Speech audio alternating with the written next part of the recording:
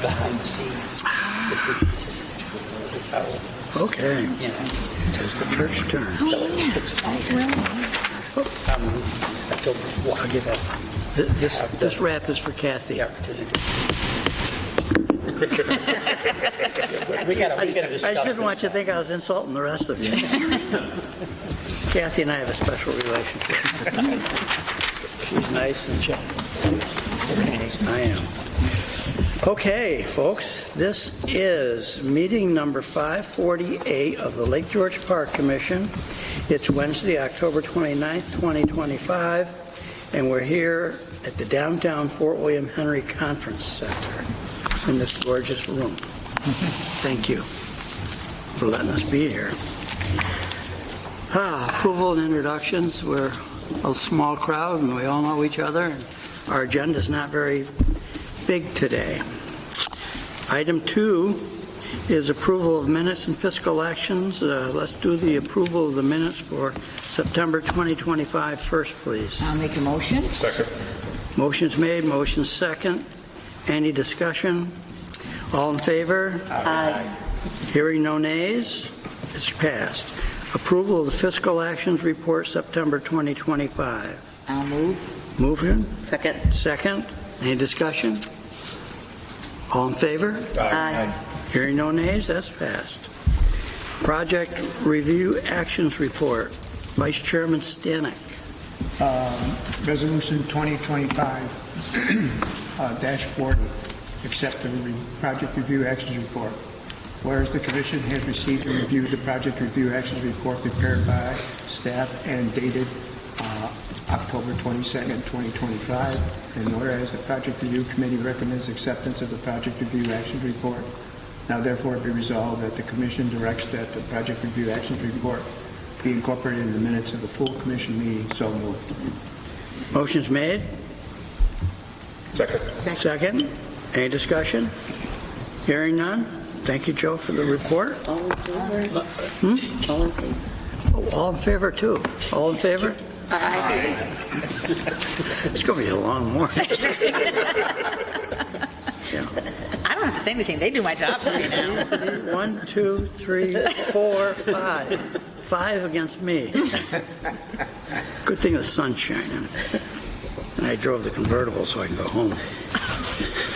Okay. Item number 4, Dave, do you want to introduce this one? Because it's a complicated process. I do. Thank you, Mr. Chairman. Today we're fortunate to have with us Tom Baird. Tom is a professional engineer with Barton & LaJudas Engineering. Tom is arguably the top porous pavement asphalt specialist in the country today. And a lot of that goes to his passion and dedication for coming up with environmental solutions to various stormwater problems. Tom and I, 16, 17 years ago, Tom was hired by the county to redo County Beach Road, and Tom and I were at a stormwater conference, Kathy, the one we were talking about this morning, 17 years ago.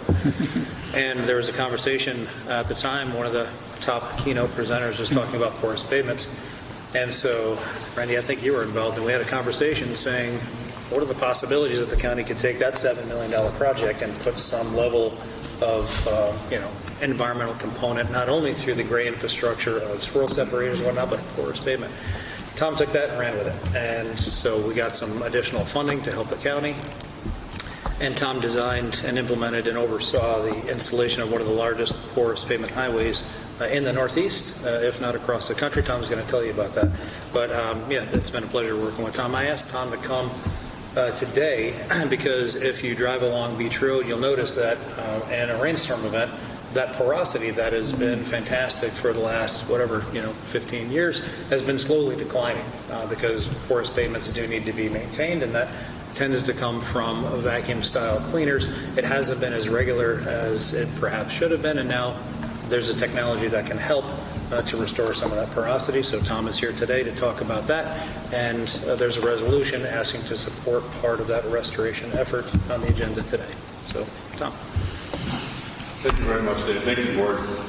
You have is there a slideshow connected? Some slides. Yeah. So I just didn't want you shooting in my eyes here. I was wondering how that was going to work. Well, we have a ways. It's called You Move. Might need a welcome mask for that one. Yeah.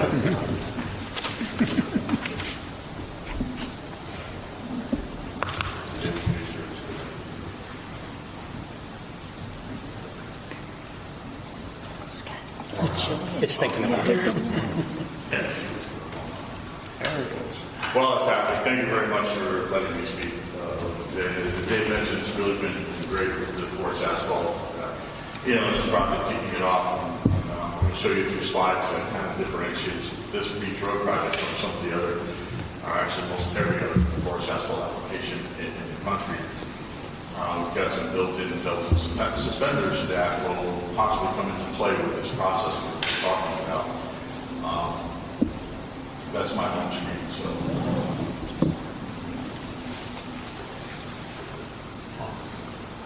Yeah, you get the presentation.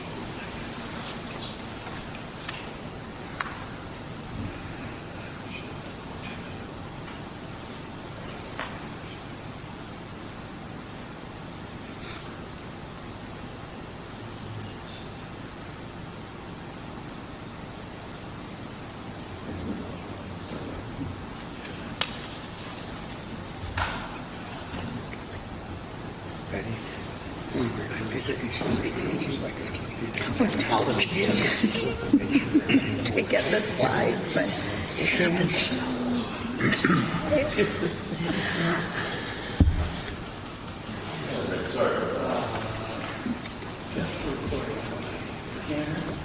Part of the challenge with Forest Asphalt is the maintenance part of it. And it gets a bad name. The maintenance isn't done. A few years go by, it starts to fail, it starts to collect hot water, and then everybody throws their hands up and says, it's not going to work. Well, we don't want that to happen here. So it's really important that we do some this deep cleaning here just to preserve it. You all noticed that beach road, when you drove on it in years past, always had potholes and was cracks, and leaks, water collecting, and all that. That hasn't been the case for the last 14 years. There's something else that's arrived, and I'm going to plug this a little bit here, that I've developed a pothole-proof road design that's in front of the Federal Highway Administration right now.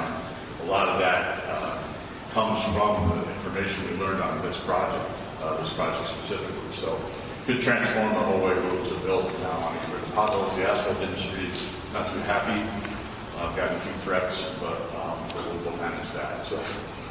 But for this, our paired water body, before and afters, pretty much stays similar to what it looks like on the right. It's a little grayer now, of course, when that happened. But the project was so significant that we changed 11% of the corridor to 52% pervious from 11% pervious. And that does include the $1 Million Beach project, which I was also in charge of working with the DEC on that. So combined with the two projects, we went from 1.6 acres to 7.4 impervious area, which is huge.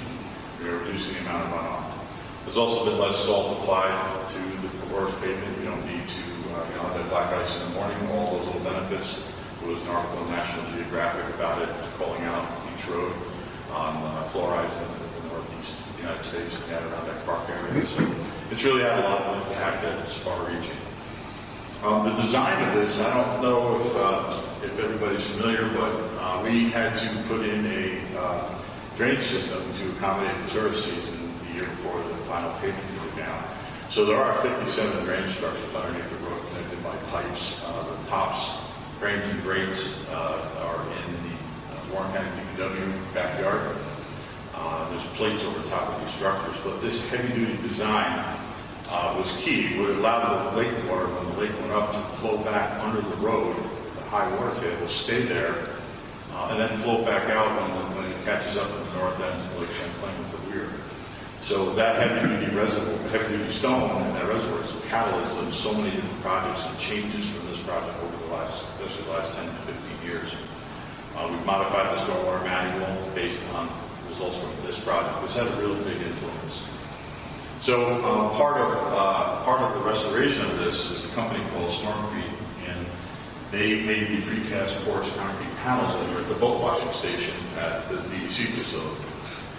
So they came up with a way to deep clean these units of the precast porous concrete because they have them all over near city now too, all the bus stops, all the spots where the water splashes and people wait for the bus. but they needed a way to deep clean it, so they came up with this unit. So we got together, I said to Greg, we really need this for asphalt as well. So they started looking at it, and he finally agreed. He wanted to show that this concrete was better than the porous asphalt, though that might have been an innovation. But nonetheless, so we developed a system that's good for asphalt as well. And the company Stormwater Compliance is a subsidiary company of the Stormcrete, has developed a maintenance and repair division that goes around and does this. So they've been doing the asphalt for 2 years now, and they claim they have hundreds of thousands of square feet already cleaned and restored. So we kind of wanted to wait a little bit, get some experience with this new equipment before we start blasting out on our favorite road. I'm not going to go there. But, so here we are, and that's today. So it's a quick video. This is on YouTube, but it's hopefully it exists.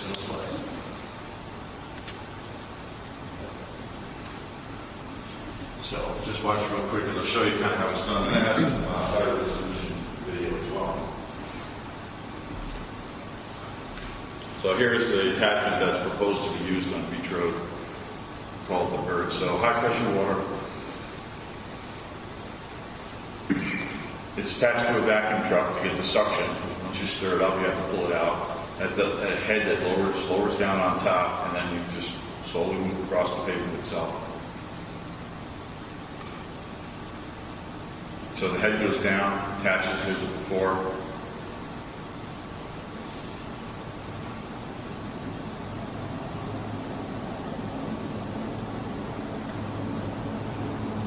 It's some pretty obnoxious music, so I have that off. Thank you. It sounded like an old 70s film. So it deep cleans, and that's what's key here, is that it's not just a typical vacuum. It goes right up to the curb line, it's tight, fitting, and we can run 2 strips down the curb lines as a pilot to verify the success of this, and then possibly invest more to do the whole entire road down the future. Working to get Warren County involved as much as I can. So here's a couple of close-ups. A little bit better resolution.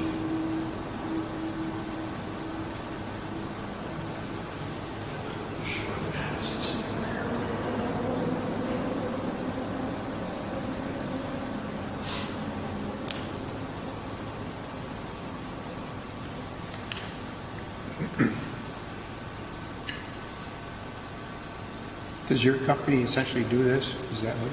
My company, no. Okay. No, this is just volunteer right now. Okay. Tom, how deep does it clean? They say it goes down to about 3 inches.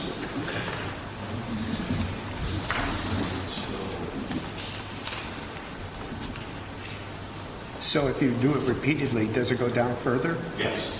Yes, it does. Exactly right. So here is a before of the infiltration, or lack thereof.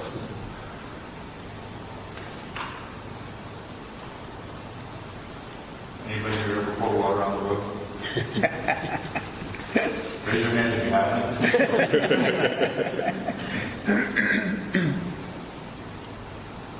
All right, and then here's just the guy.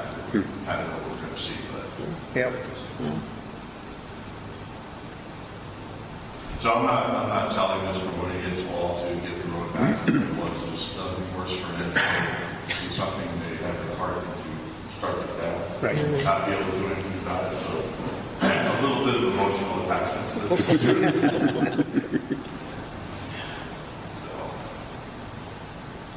So as the part of this project, Beach Road is the priority, because that's in place about, 15 years now, Tom? The Park Mission's parking lot was also for us. Tom also designed our parking lot. Had an excellent contractor doing that work. We've also noticed some slow degradation of the infiltration capacity, so the resolution today would include our parking lot as well. We've offered for DEC, if they'd like, to have some of their lot at the $1 Million Beach. They're in consideration right now. But what's in front of you today is to have, I believe it's 2 days worth, 2 to 3? 2 days. And what's great about this, we brought it up with Jim Liebram, the district manager of Warren County Soil and Water Conservation, at a recent water quality meeting. Jim came up after and said, you know what, this is important enough, let me see if I can find some money if you want to partner on it. So Soil and Water is putting forward $4,000 of this to solely for Beach Road itself. We will, if the resolution passes, match that, and then the remaining would go to the Park Commission parking lot. And just very importantly, the equipment is owned by the town and the village.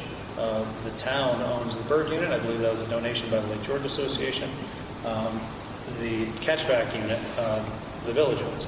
And so we're not asking for them to operate this because this is not their specific expertise, but they will be providing an operator for the catchback. And the catchback unit itself is basically what you're looking at on the screen right there, and that bird unit that the town owns. So far, anyway, and I'm waiting for a call back, but they seem to be committed to doing that with us. We will be providing internally some flag people and whatever other resources that we need. That's between Joe, myself, Randy, Justin. And then we hope to get this done in November, but it's a county roadway, and Tom is working to get all the final details, hopefully squared away with Kevin Hajos, the superintendent. So is all the funding getting in line to cover this? Well, today's resolution would provide up to $4,000 or $5,000. Jim's $4,000. That should cover, Tom, I believe what we talked about.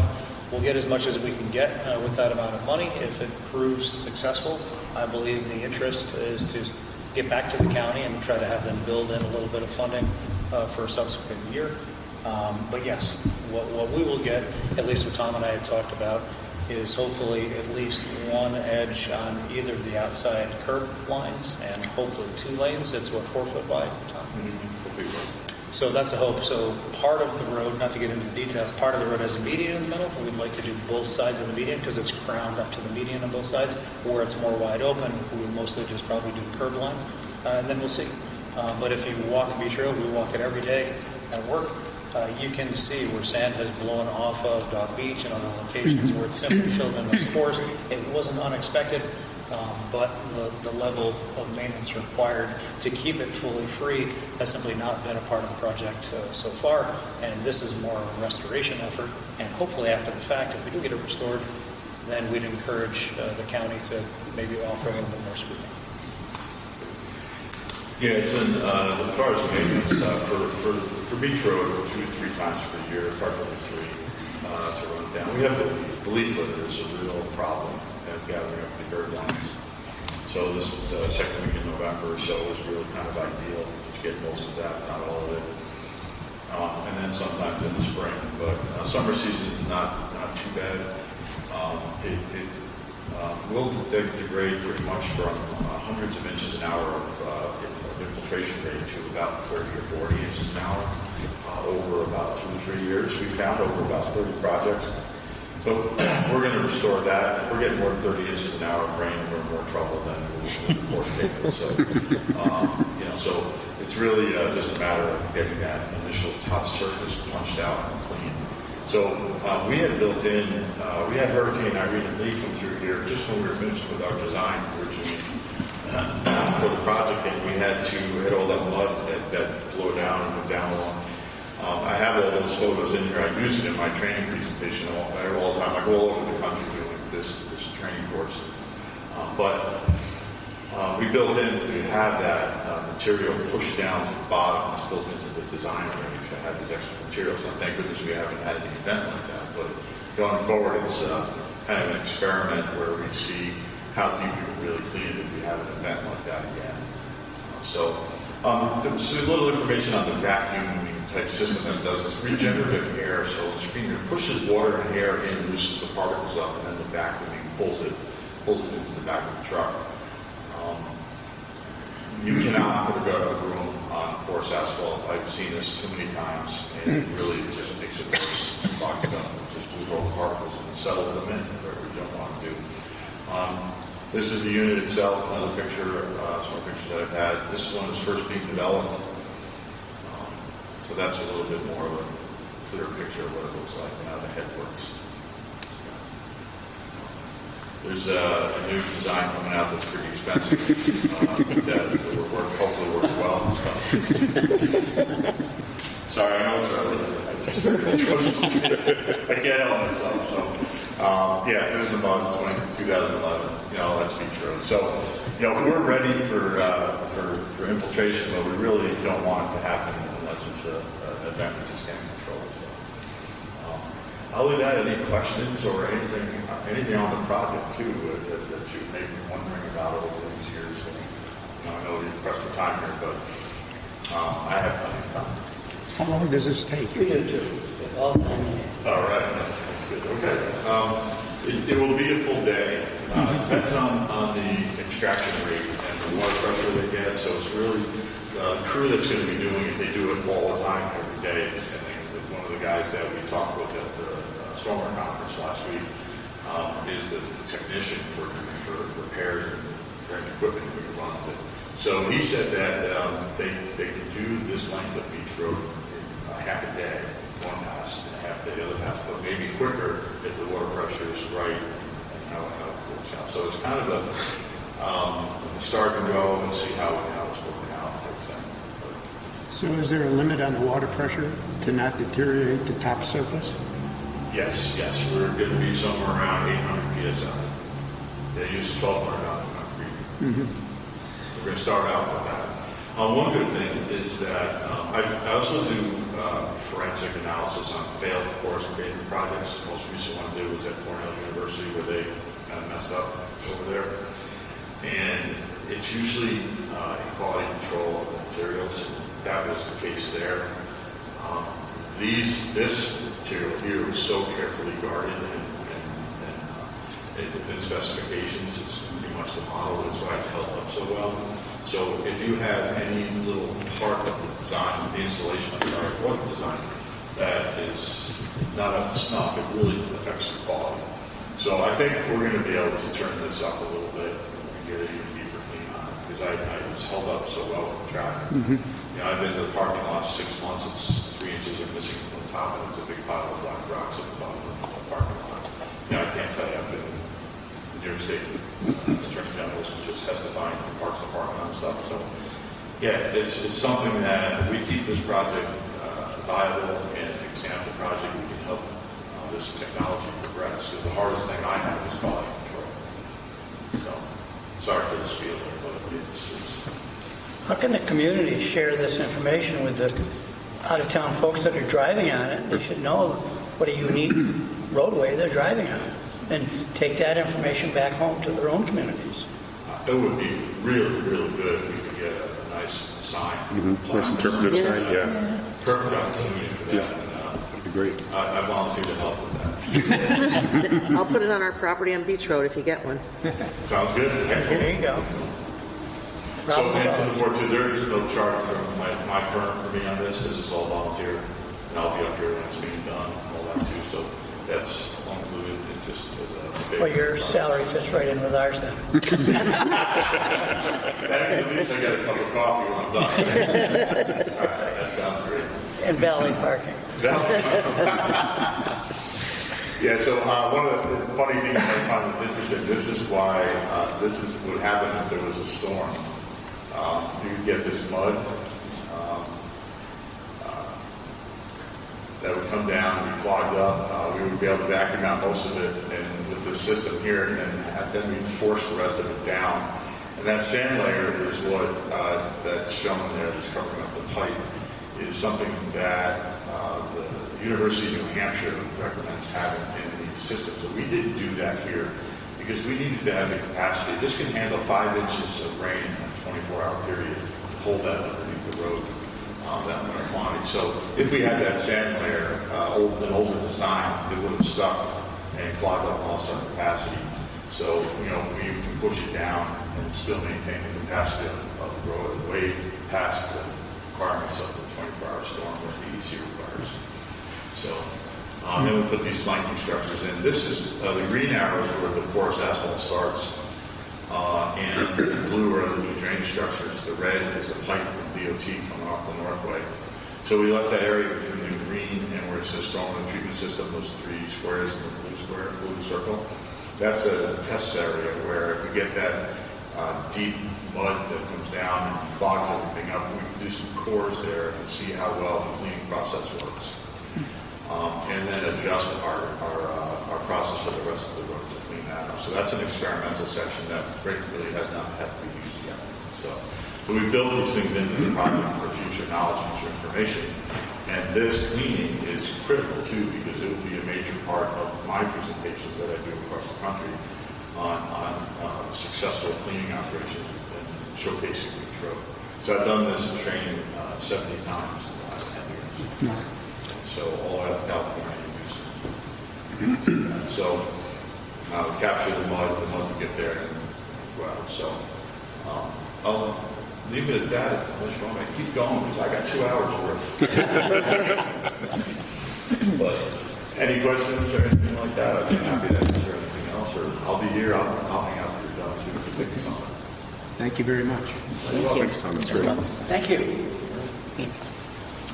For the members of the commission, I've been advised by our favorite newspaper publisher that we can't always be heard back there, so we need to speak a little louder amongst ourselves.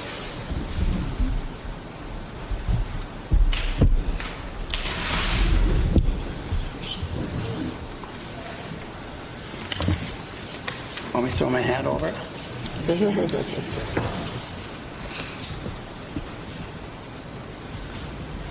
works. I'm blind by noon. I don't know who to call. Oh, thank you. Thank you very much for learning us. Okay.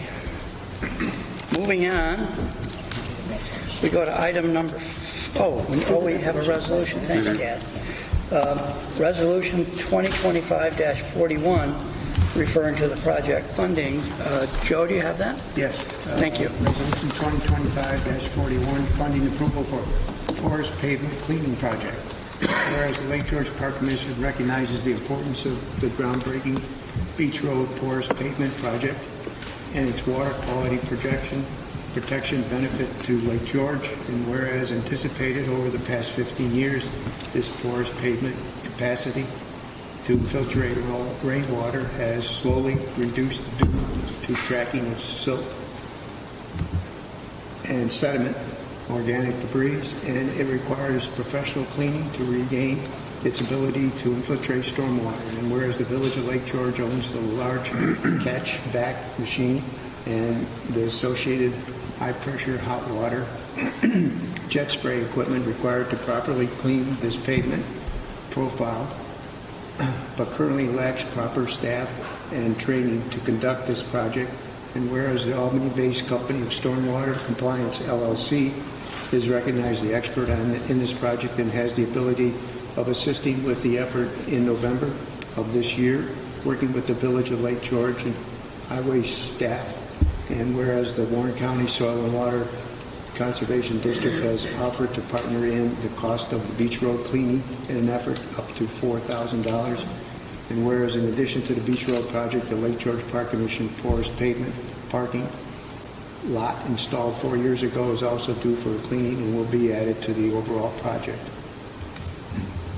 Now therefore be resolved, the Lake George Park Commission hereby authorizes the expenditure of up to $10,000 to assist in the professional maintenance cleaning of Beach Road and the Lake George Park Commission parking lot, and authorize the Commission's Executive Director to execute any necessary agreements to ensure the timely completion of this project. So moved. Second. Motion's made. Motion second. Any further discussion? All in favor? Aye. Hearing no nays, that resolution is passed.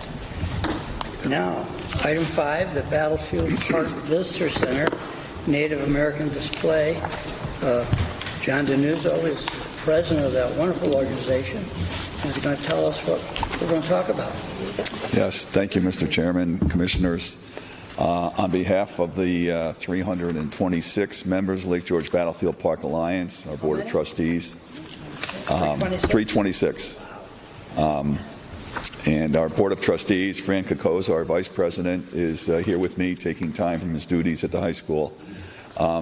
we appreciate the opportunity to speak with you again and to share with you a proposal for a new mannequin of a Native American. On the cover sheet of the slide packet you have, on the right side is the existing Continental Soldier mannequin that we have. It ties into the reinterment project that's now underway in the Battlefield Park that I'm sure you've all seen in terms of the heavy-duty equipment that's digging there. The proposal is to reinter the 44 remains of soldiers that were found in the village of Lake George back in 2019 on May the 22nd of next year, Friday Memorial Day weekend. And it'll be a spectacular event, a nice setting, I think, with contemplation spaces for people to sit, to read the stories of these soldiers and so forth. And I know there will be 6 columbaria, one of which will be left vacant at that time because we anticipate remains from the French and Indian War that are currently under the custody of the Lake George Historical Association and Fort William Henry will ultimately also be reinterred there. So anyway, it will be certainly a destination for history lovers and others who are interested, and particularly next year with the 250th anniversary of the American Revolution, I think it will be particularly attractive and relevant. So that's the mannequin that exists in the visitor center on the right.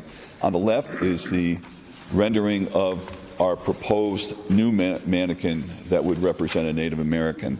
And I'll speak to basically what that comprises as we go forward.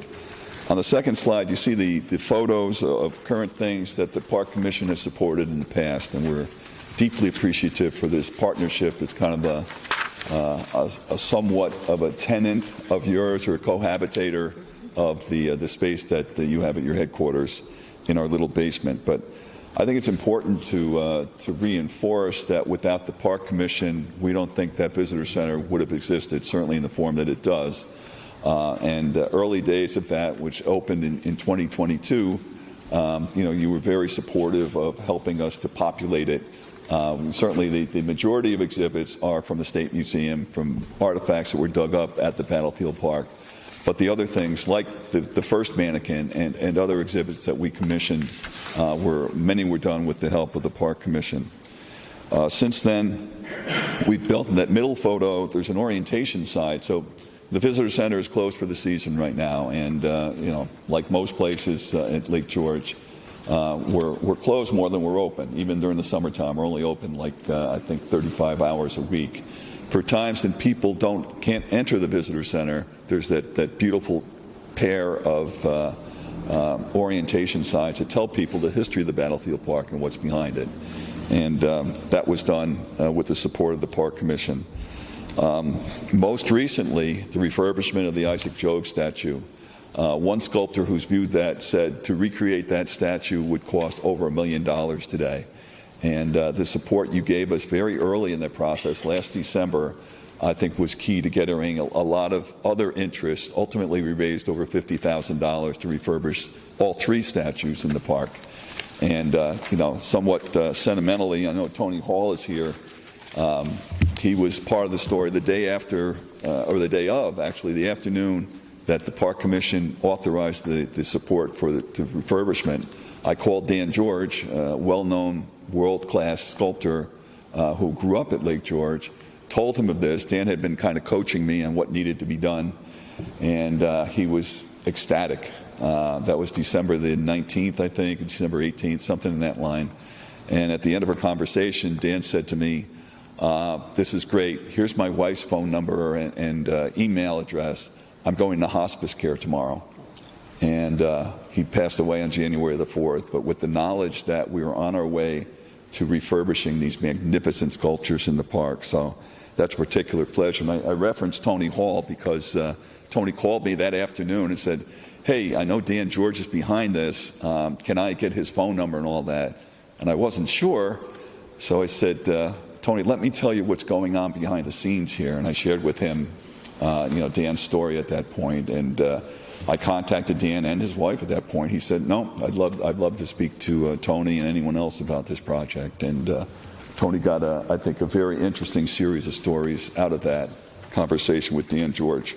I want to also say that December the 12th, we have a very big event at Lake George. We're recreating Henry Knox's Noble artillery train, through which he transported 60 tons of artillery from Ticonderoga all the way to Boston in the course of less than 6 weeks, 300 miles in the dead of winter, 1775, early 1776. He actually stayed at Fort George for over 2 weeks as he tried to figure out how he's going to move all that artillery. On December the 12th of this year, we're commemorating the 250th anniversary of that, and we have tapped into your Marine Patrol folks who are going to shadow the replica bateau that we're going to transport for probably like 200 yards, a kind of a representative of Henry Knox arriving at the head of Lake George. So we're appreciative of that as well. On the next slide, you get some of the details of the Native American mannequin proposal. We want to do it because, as indicated, we've had that continental soldier, the European derived soldier, in the visitor center for 3 years now. And we thought and we've known for years, we needed to have a better representation of the natives who were here before the colonists, before the Europeans, and fished and hunted in this region. And our main researcher, Dr. Russ Bellico, is a very well-known historian. He's published several books on colonial wars, and particularly Lake Champlain and Lake George. Kind of took the lead on that and spoke with a variety of sources, and ultimately came up with the model that you see on the first slide. It's genuine, you know. In my ignorance, you know, I would say, okay, let's kind of get a mannequin such as they have in Macy's window or something like that. And Russ educated me and said, no, we can't do that. We need something that's more authentic. So it represents a true, you know, the characteristics of a Native American. And to dress that mannequin in appropriate fashion so that people will be educated by it as they are by the Continental Soldier when they come to the visitor center. And we think it tells the whole comprehensive story of everything that's happened in this area, you know, basically from the village west of here all the way to the meadow that's East Brook and everything in between on the lake along both shores. So we can help to tell the story. And the interest is here, I think, through a lot of our existing efforts, but also because of the growing interest. The statue refurbishments, I think, has generated quite a spark, a surge in the visitors we've had this year. And certainly the reinterment next May, the 250th anniversary throughout 2026, I think will generate that much more interest and excitement. So the final slide, or the fourth slide, so the grant request of $9,980 would take care of the production of the model, a suitable display case, and actually the display case costs more than the model does. I think the model is about almost $4,000. The display case is almost $5,000.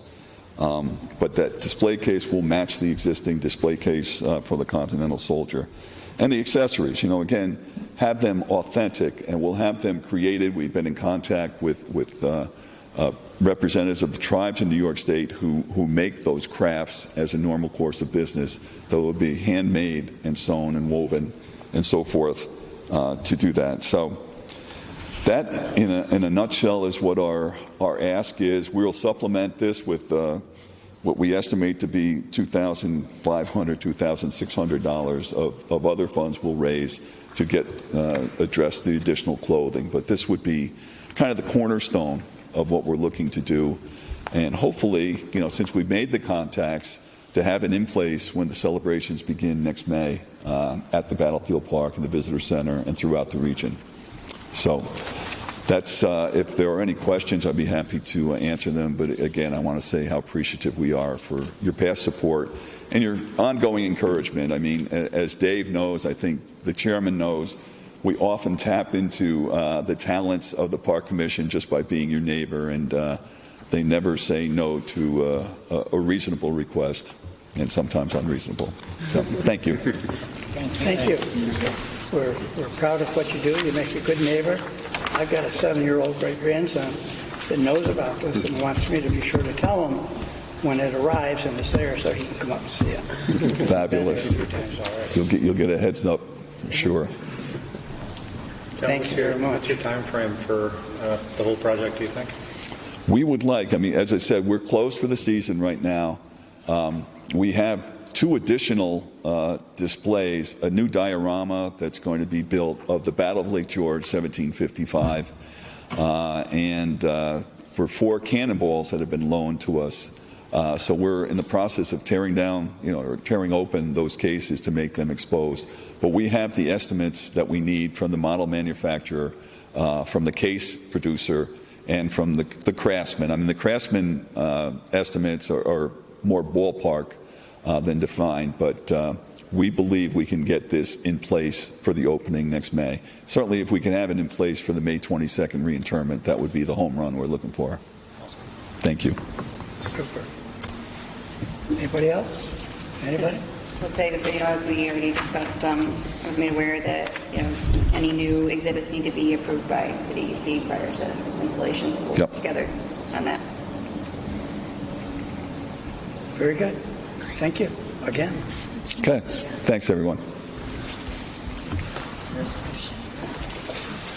Yes, we have resolution 2025-42 regarding the project funding for this operation. Resolution 2025-42, funding approval for Battlefield Park Visitor Center. Whereas the Lake George Park Commission, whereas the New York State Legislature, through Article 43 of the NYS Conservation Law, empowers the Lake George Park Commission to promote the study of history, natural science, and lore. And whereas the Commission worked for 2 years with the Lake George Battlefield Park Alliance in the creation of the new Lake George Battlefield Park Visitor Center, and seeks to continue the partnership with this nonprofit group to advance the public's knowledge and awareness of Lake George regional history. And whereas the Alliance has identified a need to enhance the Visitor Center with the addition of displays and information related to the important role that the Native Americans played in the French and Indian War and the Battle of Lake George. Whereas the Lake George Battlefield Park Alliance itemized requesting a total of $9,980 would underwrite the costs of the creation of the museum quality Native American mannequin and case, plus associated dress and adornments. And the Battlefield Park Alliance will manage this effort and promote additional funding for the initiative, covering additional costs totaling approximately $2,600. Now therefore be resolved, the Commission hereby agrees to partner on this important project and authorize the Commission's Executive Director to contract for the work to be completed as described and not to exceed $10,000. So moved. Second. Motion made, motion second. Any discussion? Hearing none, all in favor? Aye. Hearing no nays, that resolution is passed. Thank you. Thank you. Down to item 6. You're welcome. Thanks for being here. Dave, you want to set this off with the state of the science? Absolutely. Thank you, Mr. Yes. Chairman. I'd love to. So we're very happy today to have Dr. Kevin Rose with us. Kevin works on Tuesday and Thursday down at RPI. He is an RPI professor. He's also in charge of the Darren Freshwater Institute up in Bolton Landing. Kevin has been, I would say, longtime partner. Kevin, how long have you been up here nowadays? I started at RPI in 2015, but I've been director for 3 years. Okay, so for 3 years.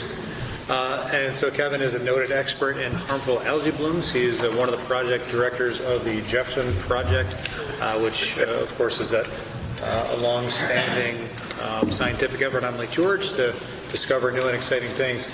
So if you're in the world of lake management, the most concerning and most pressing issue right now tends to be harmful algae blooms. We've probably all heard about the huge harmful algae bloom down in the Hudson River. That is wildly problematic. And we are very fortunate not to have anything like that up here, but the primary entity keeping an eye on these types of things is Dr. Rose and his colleagues. So we asked Kevin if he would come today and provide a similar presentation to what was very well received by many people. We weren't able to attend that. So I asked Kevin to come today and talk to us a little bit about it. Yeah, if you would try to. Oh, thank you. Let's see if I can. And you can walk around with that, Kevin, if you want. You don't have to be stuck there. Okay. Well, this. Yeah. That's. Thank you all. Thank you, Dave, for the invitation to be here today. So, as Dave mentioned, I teach on Tuesday, Fridays. I actually work 5 days a week, often more like 7 days a week, so not just 2 days a week. But but I do appreciate the meeting being on a Wednesday because of my obligations down on campus. I couldn't be here normally on a Tuesday. So our facilities, we're located right in Bolton Landing. If you haven't been to our field station, I encourage you all to visit. RPI, RPI has been investing in our field station over the last couple of years, so we've got brand new docks there. This year we fully renovated a chemistry lab.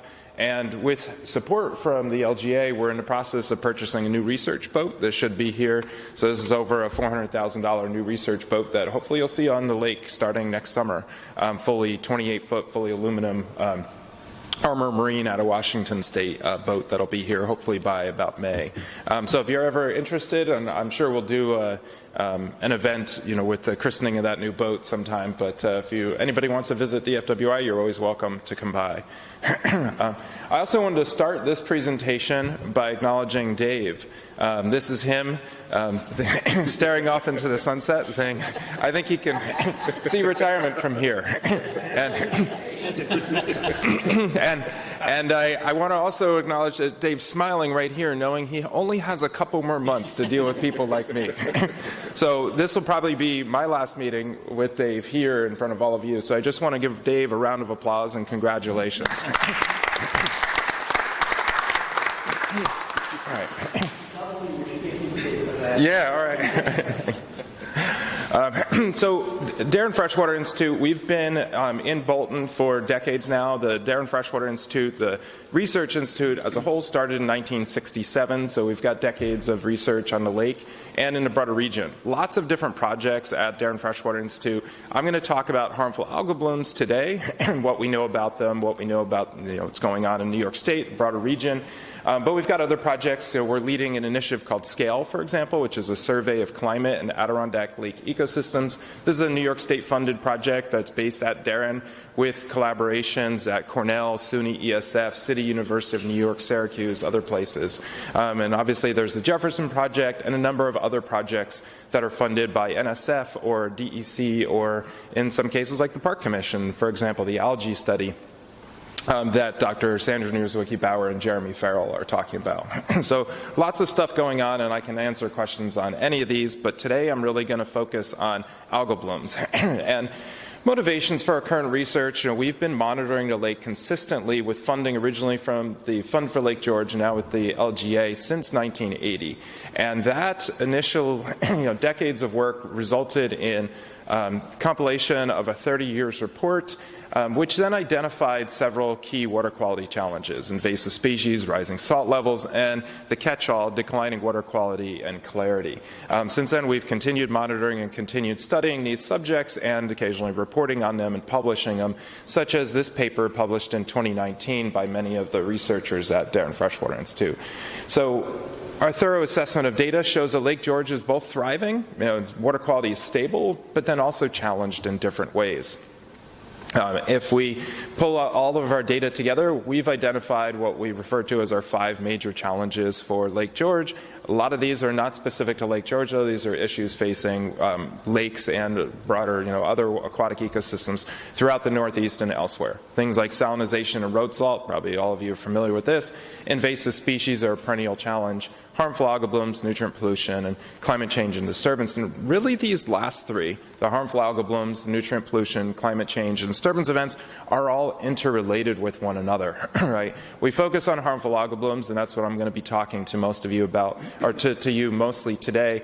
But harmful algal blooms interacts with things like major disturbance events, and we're seeing an increase in precipitation in the Northeast, which then mobilizes nutrients off the landscape and increases nutrient pollution. So all of these factors interact with one another.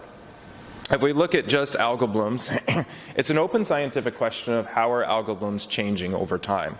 This paper is published in 2019 in Nature. This is one of the top scientific journals in the world. Remote sensing, so they use satellite data to look at large lakes all around the world and to summarize, they found peak summertime bloom intensity increasing in about 2/3 of lakes. But the causes of the increase were unclear. Lakes with decreasing bloom intensity, so less severe algal blooms, were warming less than others, but there wasn't a very clear relationship with temperature, changes in watershed, land use, etc. So that was one paper in 2019 saying, okay, algal blooms are potentially increasing at a global scale. Then along comes a paper by a colleague at University of Wisconsin that shows using data on chlorophyll measurements, right? So this is what we measure in Lake George. This was data from over 300 water bodies across the U.S. looking at the bloom magnitude, so annual mean chlorophyll concentrations, the severity of algal blooms, meaning like how high does chlorophyll get, or the duration of those blooms. And consistently across magnitude, severity, and duration, if we look at these distributions of the trends for all of those different water bodies, in general, magnitude, severity, and duration, they all have more lakes declining than they actually have increases in magnitude, severity, and duration. So what's going on here? Is it the Ho et al. Paper of we're seeing most lakes increasing in algal blooms, or is it the Wilkinson paper showing actually most lakes are decreasing in magnitude, severity, and blooms? And this is still an open scientific question at the broader scale of what's going on. Are blooms actually increasing in severity, magnitude, or duration? And a lot of times it's water body specific. So DEC tracks this across New York State, and this is data from Rebecca Gurney. It was a research scientist with DEC. She's now with the USGS in Troy, and data updated through 2014 showing maps of the US where harmful algal blooms have been detected. And this is a cumulative number of water bodies with documented HABs. I can't read that number from here, but it's over 600, 653, I think. Water bodies in New York State have had confirmed harmful algal blooms now. I'll get into a minute on why I have a little bit of, I take issue with this graph in terms of how the DEC defines blooms, but clearly there is an increase across the state, and algal blooms, whether or not they are technically harmful, are being seen more and more frequently in water bodies across New York State. If we look in Lake George, though, as I mentioned, with support from the LGA, we've been measuring things like chlorophyll concentration since 1980. So chlorophyll is our proxy for algae or algal biomass in a lake. And if you look at this, there is no clear trend to the data. So what you're looking at is each year's the full range of data collected every single year. The blue bars indicate that full range. The green bars within there represent the middle 50% of the data. So if we look at that, there is no long-term trend in chlorophyll concentrations. And stepping back from it, I just want to say that again, there is no trend in chlorophyll in the lake. That is a testament to the protection that the lake has had, because since 1980, we've seen a lot of changes in watershed land use, climate change. We're seeing a 4 degrees Fahrenheit increase in temperature, yet water quality has maintained in quite good condition for decades now. And that's a testament to you. It's a testament to other organizations, advocacy efforts, et cetera. So long-term chlorophyll has been about 1.5. We measure it in micrograms per liter. And in 2024, our range was, half to 2.4 with an average of 1.4. So, our latest data that we have fully worked up, the 2024 field season, is right in line with our long-term average. So this increase in algal blooms that we're seeing across New York State, we're not seeing any trend in our productivity or our algae in the lake. Water clarity, similarly, reflects often how much algae are in the water. Water clarity is remarkably stable in the lake. We measure this with something called a Secchi disc, right? It's a very traditional method where we lower this disc into the water, and we see when the disc disappears and when it reappears, and take the average of those. So our average, since 1980 is just about 30 feet deep, and our range is 24 to 34 feet deep. In 2024, our mean summer depth was 28 feet. So very similar to our long-term mean. We can see the range of data. Again, no long-term trend in the data. So water quality in general is quite stable in the lake. And again, that's a testament to the protections afforded by the Park Commission and the advocacy by other organizations around the lake. Go ahead, yeah. Are you noting a kind of a geographic dispersal and change? South Basin is not quite as clear as North Basin? Or where? Absolutely, yeah. We do see We do see trends down the lake. So the south end of the lake has higher nutrients, higher nitrogen and phosphorus, and higher chlorophyll concentrations, and slightly lower water clarity as a result. Yeah. So do you have graphs which show the different portions of Lake George? Oh, we do. Yeah, and I could get into all sorts of different ways to slice and dice this data. So we've got spatial patterns, right, where we can see those spatial patterns up and down a lake. We also have a lot of seasonality to this data, right? So we tend to get peak water clarity is highest in the summer months, and you can get some spring algal blooms or fall algal blooms, which can reduce water clarity a little bit. One different way I wanted to slice the data here is also looking at across different depths. So this is data over the course of the growing season. Let me step back for a minute. So we put out these sensors called our vertical profilers. You might have seen these like big yellow pontoon systems, right? And they've got sensors on them that are winches that are raising, lowering sensors through the water column just about every hour, 24/7, from usually April, May to within the next couple weeks we'll be pulling it. The ice would rip these things apart, so we pull them before before the ice comes in. And with that, then we get depth resolved data on things like chlorophyll fluorescence. And so this is a measure of our algae through the water column, like I said, every hour, every day. Sometimes the sensors fail and we get these white bands that emerge that things happen, right? A fuse gets blown or whatever else, and we have to get out there. But this is depth data, so this is the surface, and then this is the deeper in the water column. This is in meters, so you can roughly multiply it by 3 to get to feet. So we're looking at about 100 feet deep here, so top 100 feet, right? And our chlorophyll measurements that I've shown are really all from the surface waters, the top 10 meters or 30 feet. Really, that's where people are mostly interacting with the lake, and that's where you can see it's visually what reflects light the most. But there's a lot of algae actually that are deeper than that in the water column. And in fact, most algae, you can see this green band here between 10 and 20 meters, so between 30 and 60 feet. And we can see that persist over the course of the summer too. And that's actually where most of our algae are. It's called a deep chlorophyll maxima, and it's actually pretty common in more lower nutrient lakes like this, where the most algae are deeper into the water column.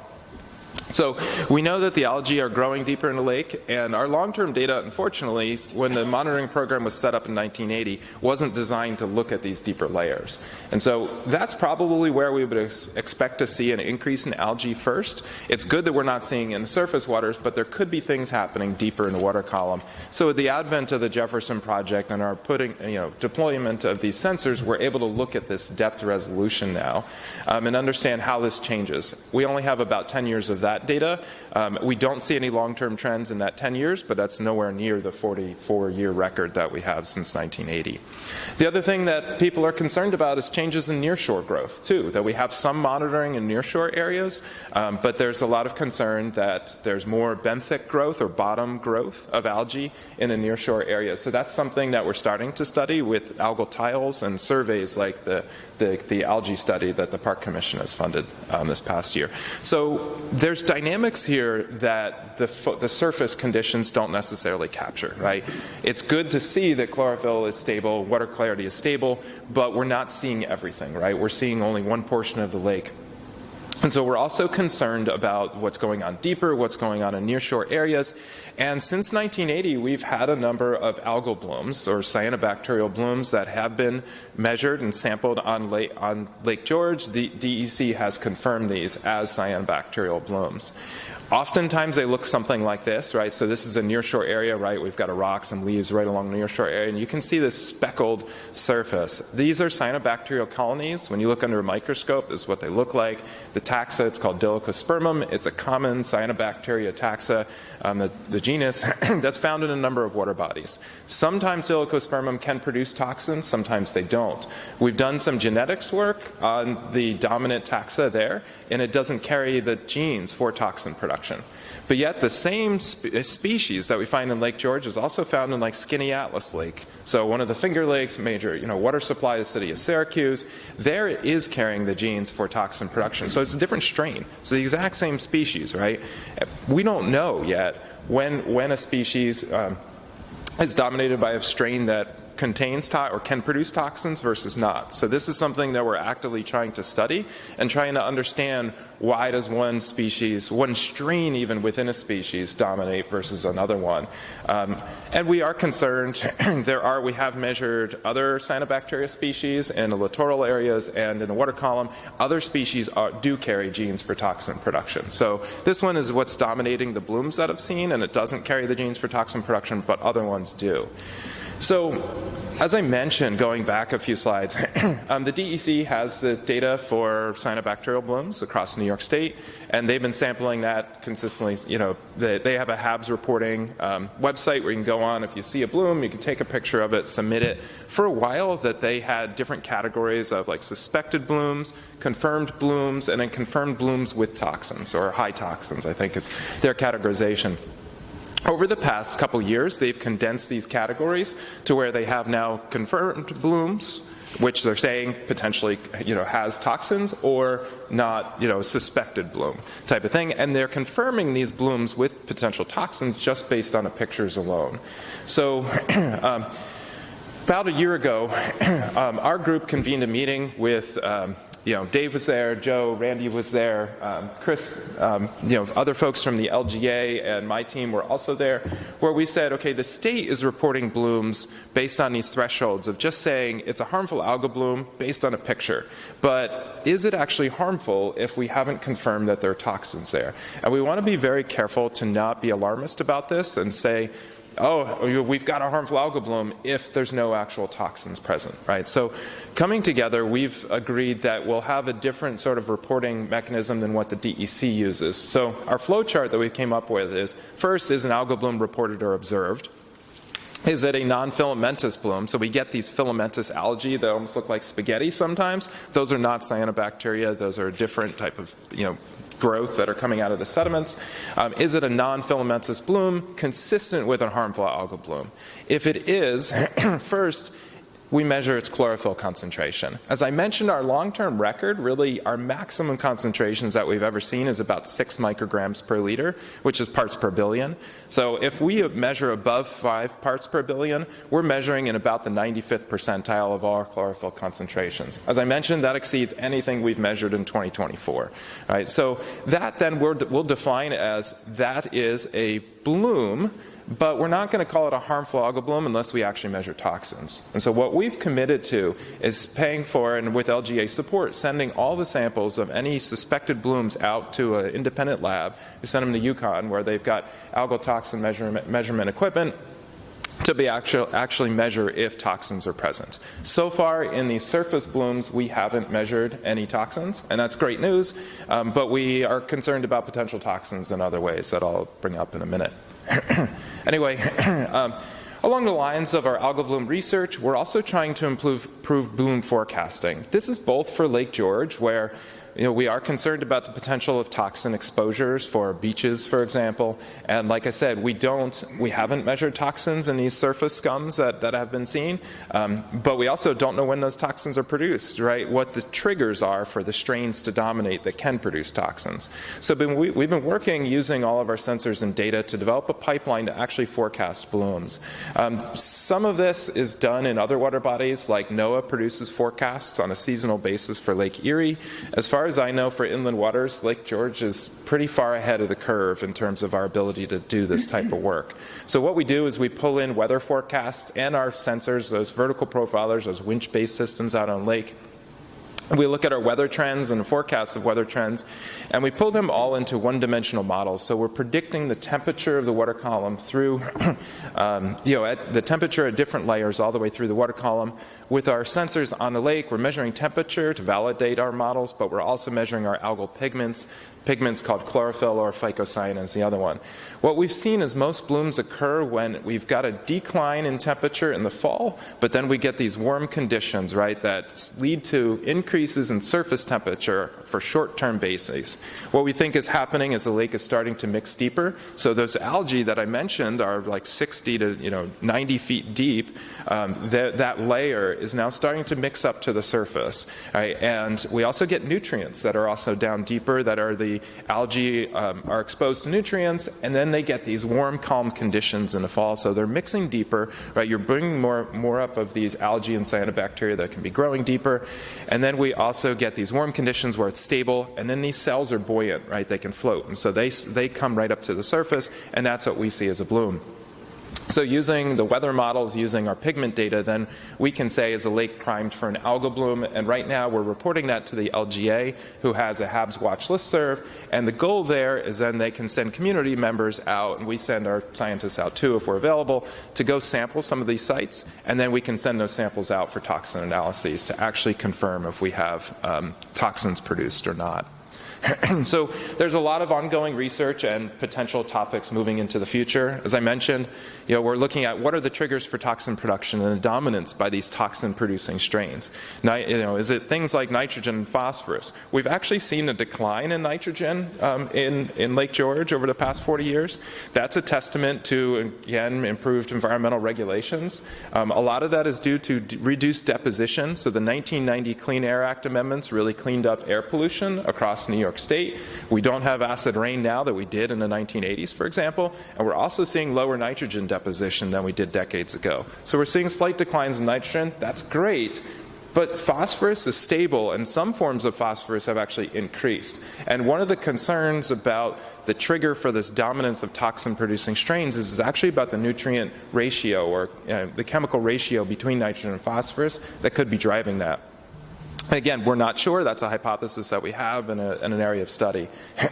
We're also trying to understand what are the approximate triggers for those blooms to actually form, and I just showed you some. We think it's really related to the temperature and those fall conditions and when we tend to see algal blooms. And we're also trying to look at when benthic cyanobacteria produce toxins. So this is a new effort for us starting this summer. We just did a cursory survey, and we're going to follow this up in 2026. So we're talking with researchers with the DEC, and they've been surveying about 30 to 40 lakes across New York State to look at these benthic cyanobacteria. Benthic just means bottom dwelling, right? These are cyanobacteria, so these algae that instead of free floating in the water column, they're growing on attached rocks. And what the DEC has found is they're finding some water bodies, especially lower nutrient, clearer lakes. Gee, you got one of those right here. Some of those have benthic cyanobacteria that are producing toxins. And so, A, do we have that in Lake George? And is that potentially exposure? That's also potentially where people's water intake is around the lake, is in the tubes going in these benthic areas. So that's something that we're looking into now, and hopefully by the end of next year we'll have a full season of data, and we can report back to you then on what we found, seasonal dynamics across the lake and whatnot. And of course, then more broadly, what regulates nearshore algal growth? As I mentioned, Dr. Sandra Nierzwicki-Bauer and Jeremy Farrell are leading the study, which thanks to all of you for funding that. This is a map right here in the lower right of all of their study sites, so they're active with that. I don't have any results, but I know they're planning and hoping to come present to you their results when they've got them all compiled. So lots of ongoing work. But as I mentioned, that's on harmful algal blooms and cyanobacteria. Just want to briefly talk about climate change and disturbances and nutrient pollution, what we're doing there, things to keep an eye out on, and things that we're doing moving forward. So first, climate change. How is it changing in Lake George? So unfortunately, it's a politically contentious topic, but the data in Lake George is pretty clear. Our surface water temperatures have been increasing. I could also show you ice cover. We're seeing a lot more years in recent years of no complete ice cover, right? And the decade, Lake George is actually used by the EPA as a climate change indicator, one of the few lakes, because of that long-term ice record. So it was Mirror Lake in the Adirondacks, for example. We're seeing surface water temperatures have increased by a couple degrees since our monitoring began in 1980, and that trend is pretty clear. That's for summer surface water temperature. Interestingly enough, our deep temperatures, though, they haven't increased. What you're seeing, though, when surface temperatures increase and deep waters don't, is our temperature difference increases. Our temperature difference means, the density of the water is related to the temperature. So as you get an increase in difference between our temperatures, between these layers, it's almost like we're setting up a salad dressing with oil and vinegar. Those two layers don't mix as much unless you're really shaking it. The wind is really mixing it hard. So that resistance to mixing is actually what cyanobacteria do really well in. when you've got warmer temperatures and well-stratified conditions. So this is something else we're concerned about. We also see with those vertical profilers we have oxygen data, and we see one of the things that we're concerned about is low oxygen conditions. So in a lake like Lake George, we typically have good water quality conditions. Oxygen is fully, the water column is saturated with oxygen for most of the year at most depths. So what you're seeing again here is across the seasonal deployment. I think this data is from 2 years ago. From our vertical profiler, this is depth in feet. So surface of the lake here, deeper in the lake here, across from June to December. And what you can see is most of the water column, most of the years are blue to white. So good oxygen conditions, fully supporting a diverse fisheries community, et cetera. We see, though, in late October to early November, the black line indicates when we get below 2 milligrams per liter oxygen. So that's when some fish species are really stressed. Some fish can't survive below 2 milligrams per liter. And if we start to get to 0 milligrams per liter, it's what's called anoxic conditions. And that's when the sediments we change the chemical reactions in the sediments when we lose oxygen. And the sediments often start to release phosphorus. That's important because phosphorus is a limiting nutrient that fuels algal blooms. So this is one of those mechanisms when we're concerned about temperature changes, fueling this stratification, which then acts as a barrier to oxygen mixing down deeper. This is a natural phenomena, though, that a lot of lakes have low oxygen conditions, especially in the fall. So if I were to look across the Adirondacks, probably most lakes that are similar size to Lake George are like this or even worse, right? They might even have lower oxygen availability. Our concern really is, will this duration of this red color start to stretch out seasonally? Will it get worse over time? We don't have really long-term data, again, because we've had our vertical profilers out for about 10 years now where we can start to track that. We don't have depth resolved data for many decades. But that's something we're absolutely keeping an eye on for the long term, because if that red area starts to grow on a seasonal basis, that's when we might see phosphorus coming into the sediments. For example, the Park Commission has done a lot to try to reduce phosphorus loading to the lake. The septic system policies in place with regulating septic systems. The goal there ultimately, right, is reduce nutrient loads to the lakes to improve water quality. This type of feedback could, if that starts to increase, could compensate for all the septic system improvements, right, if we started to get phosphorus release from the sediments. I'm not saying it's happening at all. I do not want to be doom and gloom here. I'm just thinking forward and why it's important to track now and why we're watching this. How many years do you have on this study where you can show the differences? Yeah, we absolutely can see differences, and we see it often related to like the early summer temperature, right? When it warms up earlier, so when we don't get ice on the lake in the wintertime, we tend to get warming up earlier in the summer, and the anoxia, the hypoxic conditions are worse in the later summer. Mm-hmm. All right, so we do see that cause and effect exactly like we'd expect it to see. It grows a little bit, though. It's nowhere near where it is big enough where it could be a major source of phosphorus right now.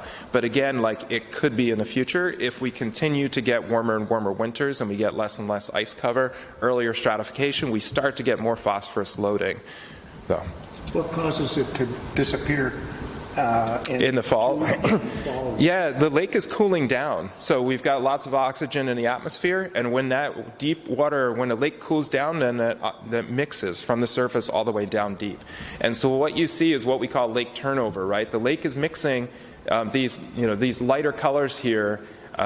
This is lighter color in part because it's warmer, so warmer water holds less oxygen, but the blue penetrating down deeper and deeper, that's the lake cooling, and those surface waters then mixing down deeper and deeper, bringing oxygen from the atmosphere down deep. So the longer our season is, the longer our summer season is, the longer that's pushed out into later in the year or starts earlier in the year. Yeah, so that's climate change, harmful algal blooms. Briefly, just a couple things on nutrient pollution. One of the things we're also doing is trying to understand the effects of major disturbance events, major rainstorms, for example. So we've got gauging stations on many of the different streams around the lake, about a dozen streams, or we can look at like stream depth versus stream flow. This is a relationship on Indian Brook. If we look at most of the streams, they all have similar curves here.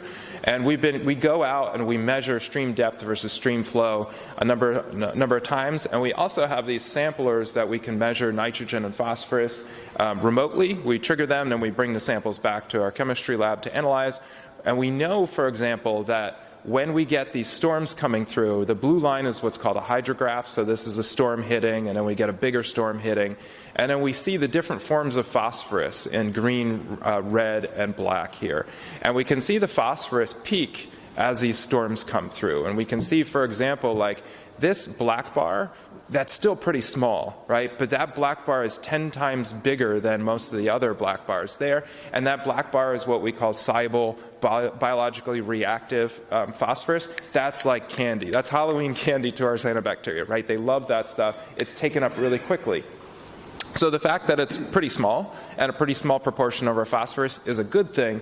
But the fact that it peaks with storms, not surprising. But it also means that as we're getting more severe storms in the Lake George Basin, things like pervious surfaces, right, reducing impervious cover becomes even more important, right? Proactive management to reduce nutrient loads in an era when we're getting more and more precipitation and more extreme storms is what is needed just to maintain status water quality. Okay. Lastly, one of our goals right now is to develop high-resolution nutrient budgets. So we're taking all of this data, like we have here, these ratings curves, where we can estimate, how much nutrients are coming in from streams, from the different streams around. We have the data from the deep waters on phosphorus concentrations in our deep waters, and we're pulling this in with other sources, estimating it in groundwater, estimating it in all the surface waters, deposition of nitrogen, for example, and putting together what we call a full nutrient budget for both nitrogen and phosphorus for the lake as a whole. This is going to be, when completed, we do this with a tool, a model called SWAT, Soil Water Assessment Tool. We should be able to assess the role of major storms in nutrient loading, estimate potential benefits of bioreactors or water treatment plant upgrades, assess the role of septic system improvements for nutrient mitigation, and assess the impacts of many other activities in our watershed. So this is an activity that we've just started, again in collaboration with the LGA and funding support from the LGA, to try to pull all of our nutrient budgets, all our nutrient data together into one of these nutrient budgets. Hopefully within the next year we'll have a draft budget fully developed, and then over the time frame in the future, we'll hopefully be refining it and calibrating it for, for example, different stream sections or different subbasins around the lake. All right. One last thing I want to mention. So I've covered algal blooms. So as you're probably aware, and I wouldn't be surprised if I got questions on this regardless, just want to briefly mention it. So we've been measuring concentration of percellochlor in lakes. I was interviewed, journalists came out, visited me 2 days ago, and then just yesterday produced, News Channel 10 produced this little 2-minute video talking about what we've measured on Lake George and in Lake George sediments. And I wanted to clarify a few things. So first yes, we measured percellochlor. We measured percellochlor breakdown products in the sediments in the lake. These concentrations, I wouldn't say are astronomically high, right? But they were above the concentration at which there's the no effect detect concentration that the EPA has. From my perspective, I try to be very scientific about this, right? I view DFWI's job as to provide good data for you all, other organizations, to base your decisions around. I don't want to impart my opinion on what you should or shouldn't be doing. So I was quoted in this article as saying, like, I'm calling for a pause on application. I don't actually call for a pause. That's not my job, right? My job is to provide the data to it. Do I think this warrants further follow-up study? This is an exposure pathway to chironomids, these benthic invertebrates. We could be, the concentrations here could potentially be high enough that it's harming these aquatic insects. Does that mean you shouldn't be applying it? No, I'm never going to tell you that. That's a values decision, right? Science can say, okay, if you do this, here's a potential trade-off here. But I do think that Priscilla Core is part of a management strategy, right? Water resource managers need a lot of tools in the toolbox, and there are absolutely conditions on which Priscilla Core is the right solution to be applying to it. Whether or not that is for Lake George or not, that's up for all of you to decide. It's not my job to do it. That's why you guys get paid the big bucks. But anyway, I'll take any questions on that or anything on harmful algal blooms. But first, I want to thank, we've got a really great team at DFWI and on campus at RPI, so a lot of people have contributed to this research. And again, if you're ever interested, I encourage you to come by, visit DFWI, shoot me an email. Many people here have my email address. We've also got Jay Begley's our new site manager at DFWI, so he started in January. Absolutely great, tremendous human being. So we've got a really great team. And we've also benefited from the support of major funders from the LGA, the Park Commission, UL, Chautauqua Institution, NSF, DEC, et cetera. So I want to thank all of our sponsors for supporting all of our research. So thank you all. Awesome. This is really interesting. Thank you. Thanks.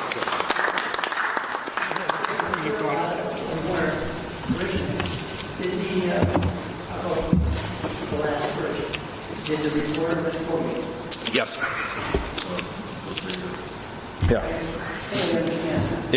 Yeah. So I didn't. I tried to stay away. So she asked, like, what should we be doing about this? And I said, the Lake George Park Commission is the authority having jurisdiction. I am not. It's up to them to decide what is. And I said, you know, there are times when Priscilla Core can be the correct tool, right? It's a tool in the toolbox. And I said, even if you were, so we haven't seen, you know, so the concentrations I mentioned, you know, could be affecting benthic invertebrates, these little tiny insects that live in the sediments. We don't know if it is. But I tell you what, even if it is, there are water bodies where Priscilla Core could still be the right tool, even if you are seeing negative impacts. Because in some water bodies, right, it can grow out of control. It can be a major impediment to recreation, other drinking water intakes, et cetera. So it needs to be a tool in the toolbox. And again, it's up to all of you guys to decide what is the right tool. And that's where I would want to see, as a member of the community here, not now in a scientific role, what is the pathway, when will you use it or when will you not use it? And that's the invasive species management plan and a Eurasian water milfoil management plan, right? So this is a tool in a toolbox, and it'd be great to understand when you want to use it and when you don't want to use it. Just for the record, I know you know this, that the Park Commission doesn't have any plans on our agenda right now or anything concerning the South Fork, except for continually monitoring what we've done, et cetera, we don't really know where those key spots are. Or should we take it out of Great. Thanks. Kevin, what's your take on the core samples and finding the derivatives 10 centimeters down? I mean, I know that boats can, when they did the application, could easily pick up some of the remnants of milfoil and put it out there a little deeper, but I don't understand how it could get down 10 centimeters in less than a year.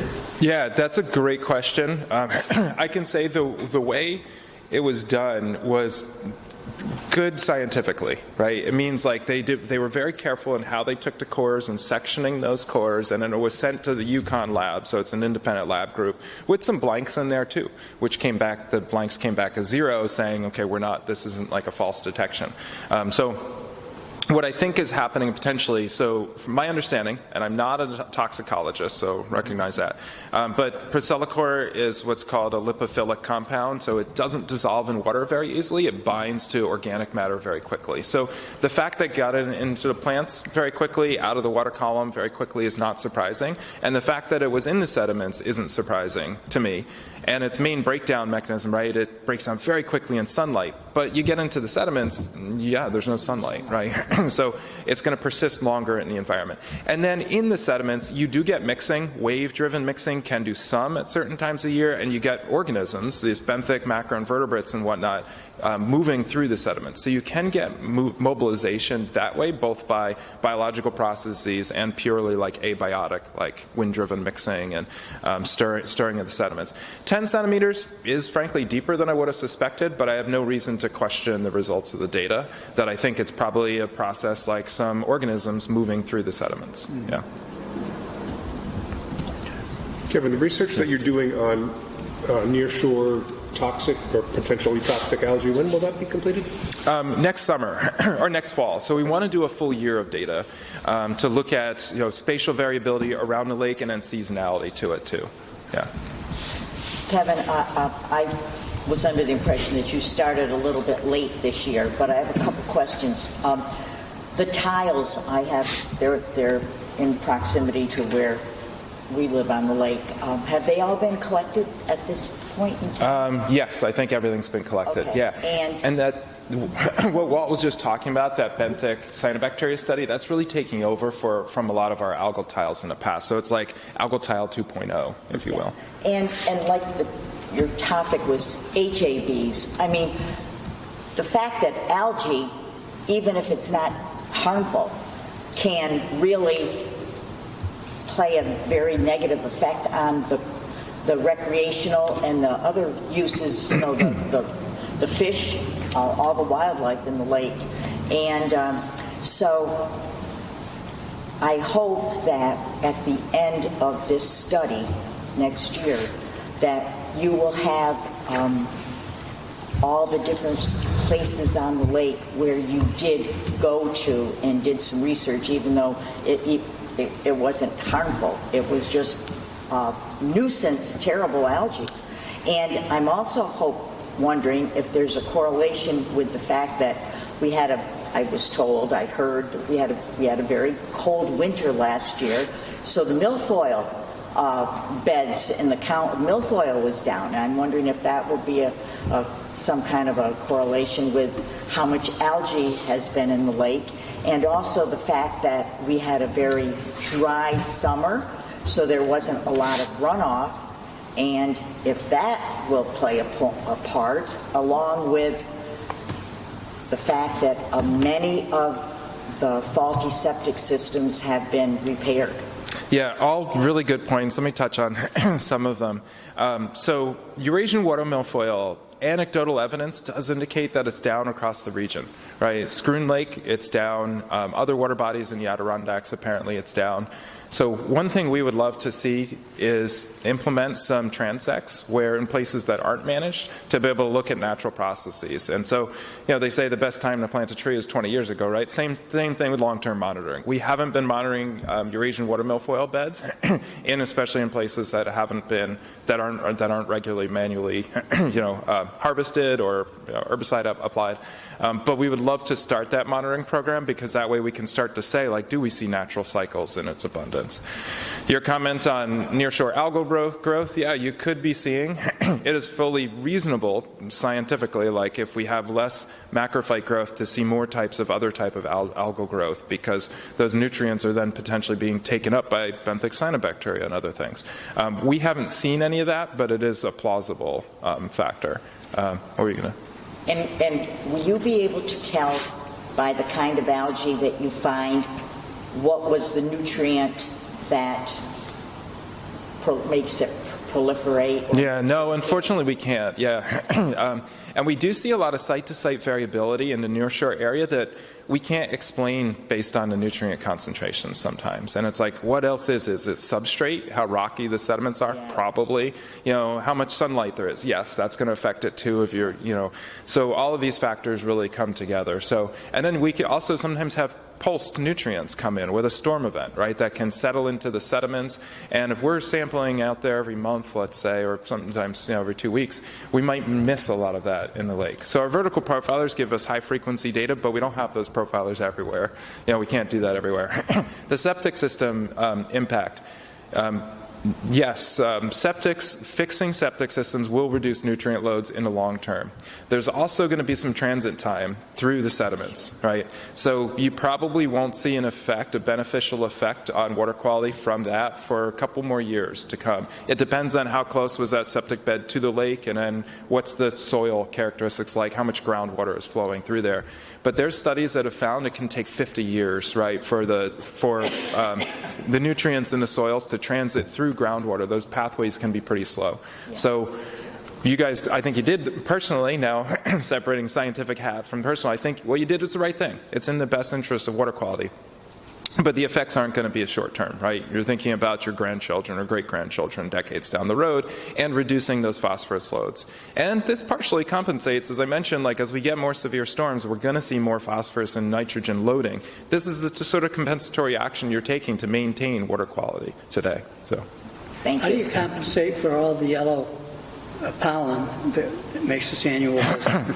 yeah, A lot yeah. of people think are bad for the lake. Oh yeah, no, people confuse it with algal blooms all the time. Yeah, yeah, yeah.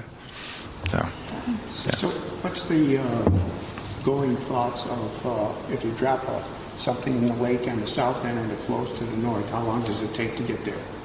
yeah, the transit time depends a lot on the wind speed, time of year, but on average, water in the lake takes about 5 to 7 years is what we call the residence time of it. Yeah, yeah. So that's lakes with shorter residence times tend to be more sensitive to what happens in a watershed, right? Because it flows off, gets right into the lake here.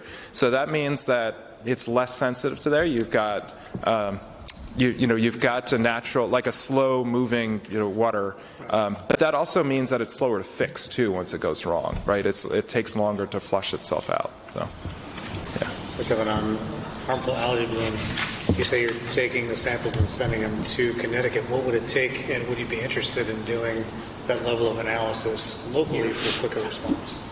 Yeah, we have done some of the toxin analyses on our campus in Troy. There was a chemistry professor that was running some of those in the past. The Yukon lab we've used because they can do a broader suite of toxins at a lower detection limit. We can do it in-house. It just takes time and money, basically. Ultimately, it might be cheaper in the long run if we had a lot of samples that we were processing. But given our volume, that it was more cost-effective to send it externally. Yeah. Yeah. Well, great report. Thank you. Thank you, Great. Kevin. Thanks. Thanks for your invitation. Please come back. Yeah. Yes. Okay. Yep. About that time, Kath. Item number 7, Law Enforcement Committee report. Okay, the Law Enforcement Committee met this morning, but unfortunately Lieutenant Johns was not here, but he had a little bit for me to report on, and we're down to 2 patrol boats, and one will be pulled next week and one will stay in the water until next December, or until this mid-December, excuse me. And the patrol has also been transporting people to Dome Island, Long Island, and Black Mountain shore 3 to 4 days a week to treat the hemlock trees, which is really pretty cool. And that will continue into November. The daily patrols will be ended on this Friday, and they will respond to only emergency calls after that. And Joe said he will be giving out his reports pretty soon. And then we went into executive session, and that's about it. So I would like to read the resolution number 2025-43, acceptance of our law enforcement report, whereas the Law Enforcement Committee met on October 29th, 2025 to review matters pertaining to the Lake George Park Commission's Marine Patrol and the Commission's law enforcement program, and whereas active law enforcement cases and their status were reviewed in executive session, and whereas the Law Enforcement Committee has reported on the results of that committee meeting at this full commission meeting, and whereas the Law Enforcement Committee recommends acceptance of this month's law enforcement report. Now, therefore, be it resolved that the commission accepts the report of the Law Enforcement Committee. I so move. Second. Move. Motion. Second. Any discussion? All in favor? Aye. Hearing no nays. How about public comments? Anybody here that cares for the floor, that hasn't had it? How about number 9? Move to adjourn. Second. Carried. All in favor? Aye. Or something like that.